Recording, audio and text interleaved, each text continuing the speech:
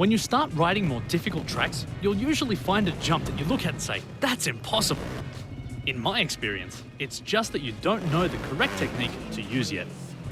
One of the most common examples is the subject of the next lesson, flat obstacles. This technique focuses on passing an obstacle from a flat surface. This is more difficult as there is no ramp to assist you, so you'll need to use a different approach. When the obstacles are round, performing a bunny hop and leaning forward is often enough for the smaller jumps, but that doesn't work for square objects. If you try to bunny hop, you'll find it increasingly difficult to climb that high. So the tip is to slam the rear wheel and bike frame into the corner of the obstacle and then lean forward. If you get this right and with enough speed, your momentum will get you up and onto the obstacle.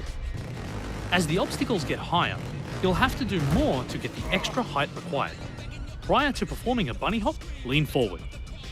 What you'll notice is that when you lean back, there is extra pressure loaded on the rear suspension, and as we've covered previously, this increases the height generated from the bunny hop. When you combine leaning forward before the bunny hop and slamming your rear wheel and bike frame into the obstacle, you'll be climbing things you never thought you could. For the maximum height on a jump, rather than just leaning forward, performing an endo before the jump will give you a huge boost.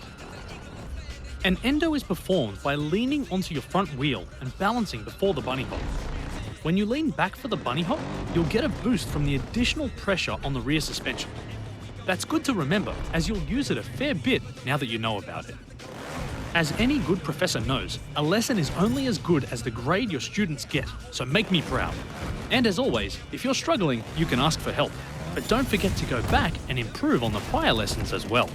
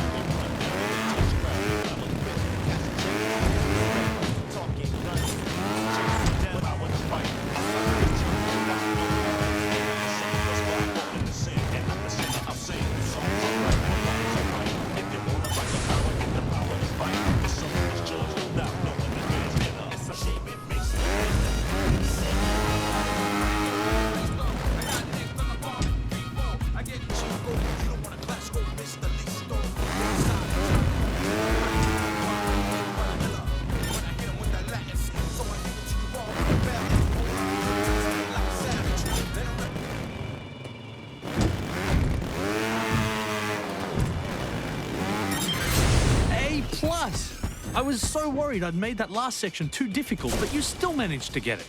Great work.